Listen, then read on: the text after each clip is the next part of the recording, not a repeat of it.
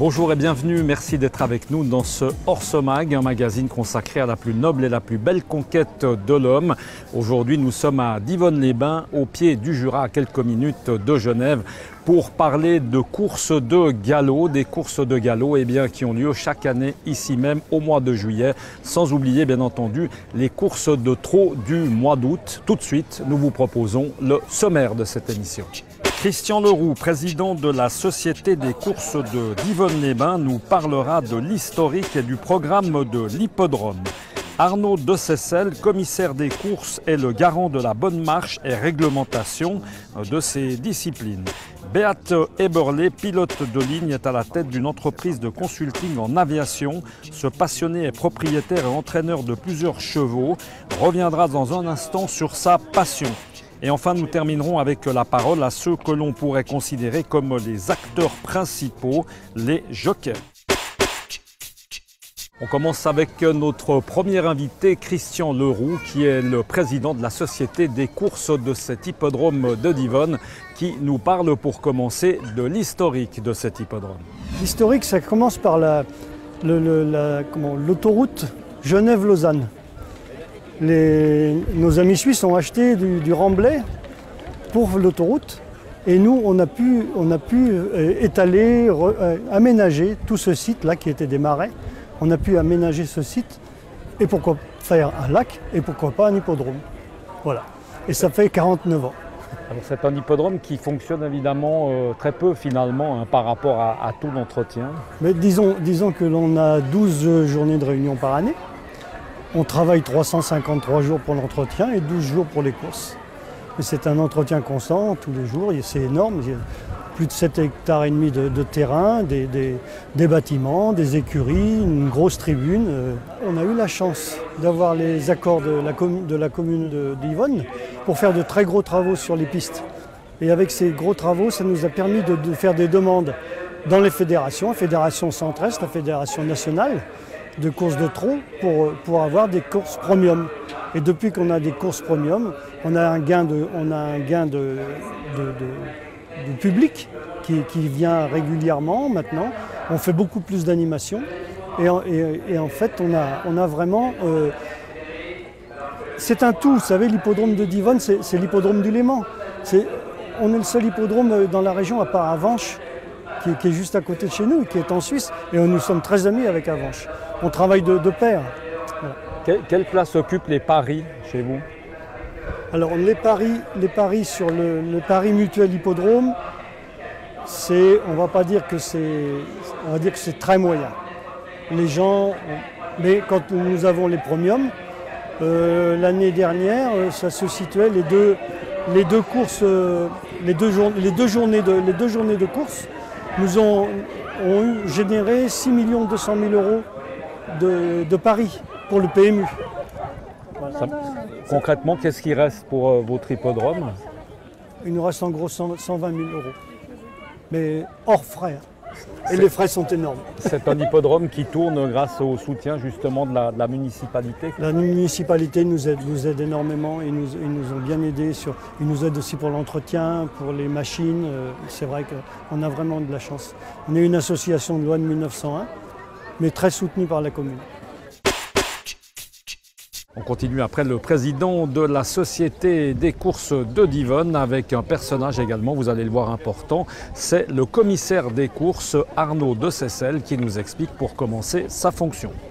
Alors le commissaire de course est sur un hippodrome à la responsabilité de l'ensemble de la réunion et de faire respecter le code des courses. C'est une sorte d'arbitre, mais qui a une possibilité de rétrogradation des chevaux, de sanction des jockeys, et qui est là pour faire appliquer le code des courses, qui est quelque chose d'assez volumineux, mais qui est là aussi pour le droit des propriétaires, des entraîneurs et des jockeys, et bien sûr des parieurs qui misent de l'argent sur les courses. Donc on est là pour assurer l'équité des courses. C'est un métier, c'est une passion?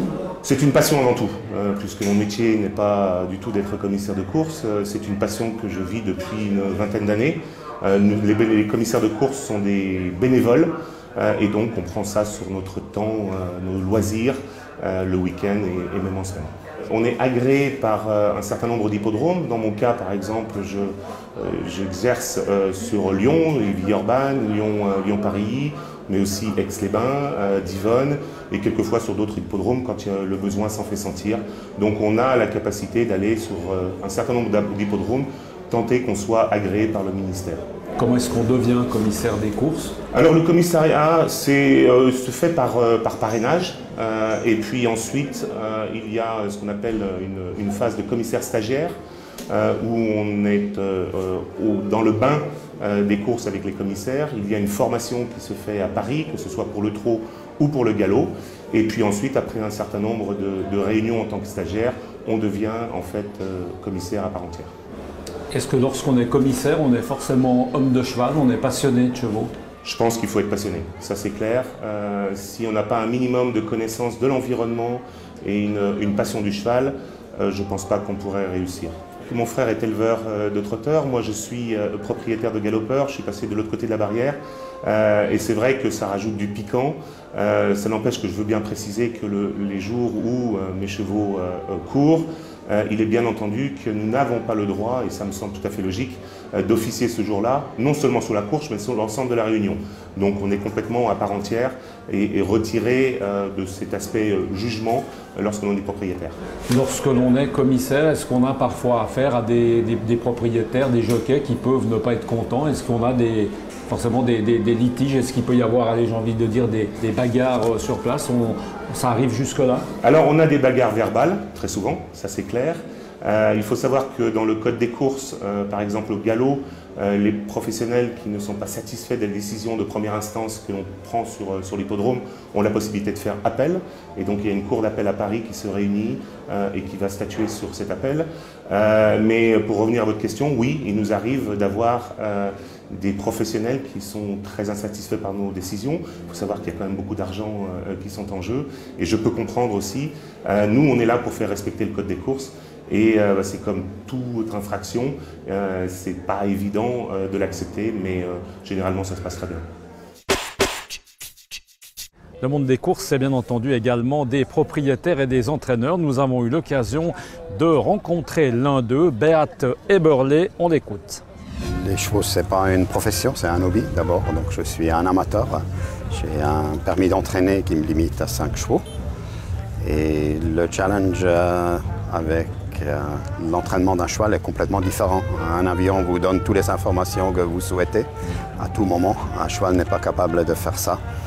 Donc il faut que vous ayez la capacité de comprendre ce que est le mieux pour votre cheval par rapport à la distance, par rapport à son terrain, par rapport à son état actuel, etc. etc.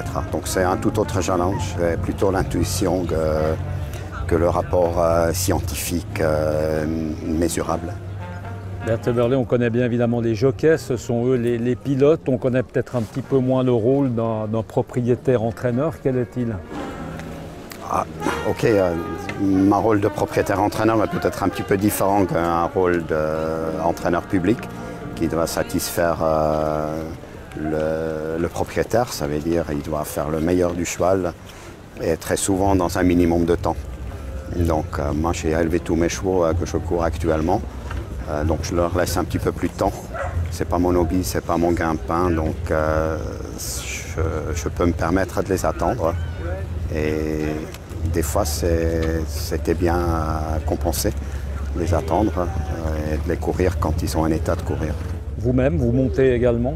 Je monte encore à l'entraînement, j'ai monté un jockey amateur jusqu'à 50 et quelques années. Et maintenant, je me contente de monter à l'entraînement de temps en temps quand j'ai le temps. Ce sont des chevaux, pour la plupart donc élevés chez vous. Parlez-nous peut-être un petit peu de ces chevaux, justement des races de chevaux. Qu'est-ce qui fait qu'un cheval de course est bon, peut réussir? Déjà, les courses que vous voyez ici sont limitées à certains chevaux. Les pur sang, il y en a d'autres courses pour les pur sang arabes ou pour les AQPS, les autres que des chevaux pur sang. Donc moi j'en ai des chevaux pur sang qui sont inscrits en France et qui sont qualifiés pour courir les courses PMU en France. Quelle est la relation entre un entraîneur propriétaire avec les jockeys? On choisit évidemment, on a le loisir de choisir les jockeys de son choix? Si on a le choix, oui. Vous l'avez? Des fois, si on a un bon cheval, oui, on est sollicité pour. Si on a un cheval modeste, on n'est pas forcément sollicité, c'est évident. Maintenant, avec les années, on a quelques liens, on a des gens avec lesquels on aime travailler, qui aiment travailler avec nous. Et on a trouvé un équilibre qui joue. On termine cette émission avec ceux que l'on pourrait appeler les acteurs principaux, à savoir les jockeys. Les jockeys, vous allez le voir, eh bien, qui sont aussi bien des filles que des garçons. On se lève tous les matins pour 6 h le matin, on finit à midi, donc l'entraînement de la matinée. Ensuite, bon, on va les nourrir quand même. Après l'après-midi, on a quand même une pause jusqu'à 6 h. Et après, en fait, le soir, c'est juste pour les nourrir, les soins et tout ça. Et en termes de course, vous êtes sur les champs de course toutes les semaines? Oui, ça m'arrive de courir toutes les semaines. Et vous montez pour un seul entraîneur, propriétaire, comment est-ce que ça se passe? On est... En priorité pour mon patron, qui est un Argudo, qui est aussi propriétaire pour ses propres chevaux, qui a son écurie. Et après pour l'extérieur, que ce soit des Marseillais, même des Parisiens, ça m'arrive aussi pour monter pour les autres. Moi personnellement, je suis là-dedans parce que déjà c'est une passion avant tout. Puis bon, voilà, on aime la compétition. Donc, puis c'est aussi des fois une récompense pour le matin quand on les travaille, nos propres chevaux. Il y en a de temps en temps qu'on est mieux que d'autres. Et puis des fois quand on les monte l'après-midi et qu'on fait des bons résultats, ça fait plaisir. Si on revient un petit peu, Pamela, à la course, une course qui dure à peu près 3 minutes, on peut presque dire 3 minutes de bonheur, c'est pas beaucoup. Quand on court, quand on est à cheval, on est comment? On est pris par quoi? Il y a beaucoup de tactiques. On pense à quoi? On est très concentré déjà. On essaye d'être dans toutes les situations. Il faut réagir en fraction de seconde parce que ça va très vite. Donc c'est très court, 3 minutes pendant une course. Alors vous avez tous un gilet. Hein. Est-ce qu'on peut dire que ce que vous faites est dangereux? C'est dangereux, oui. Ouais. Il peut y avoir de la vitesse, du contact. Un cheval qui peut trébucher ou des chutes et ça va très vite. Et ça peut même être très grave. Cavalière, en fait, ça veut dire avoir un métier à côté. Et puis pour le plaisir, le week-end et pendant les vacances, pouvoir monter en course et monter à l'entraînement le matin. Donc c'est allier en fait une profession et le sport à haut niveau. Découvrir son cheval comme ça juste avant la course, c'est quelque chose qui fait partie du quotidien. Oui, tout à fait, c'est lié à notre sport en fait. Parfois on les connaît, plus souvent on ne les connaît pas. Les entraîneurs font appel à nous, nous expliquent aux ordres comment sont les chevaux, ce qu'il faut faire avec eux, où ils en sont dans leur préparation. Et puis après c'est à la cavalière ou au gentleman rider d'improviser, de sentir son cheval et de tenter d'obtenir le meilleur. Donc on a très peu de temps pour arriver à faire corps avec son cheval. Oui, très peu. On a ce qu'on appelle le canter d'essai, c'est le moment où on se rend au départ. On peut voir un peu et tester un peu le cheval, mais c'est vrai que c'est principalement en fait les ordres et les conseils, ou plutôt les indications que peut nous donner l'entraîneur qui font beaucoup dans le parcours. D'être jockey professionnel, ça veut dire quoi au quotidien? Ça veut dire une bonne hygiène de vie, puis travailler comme un sportif.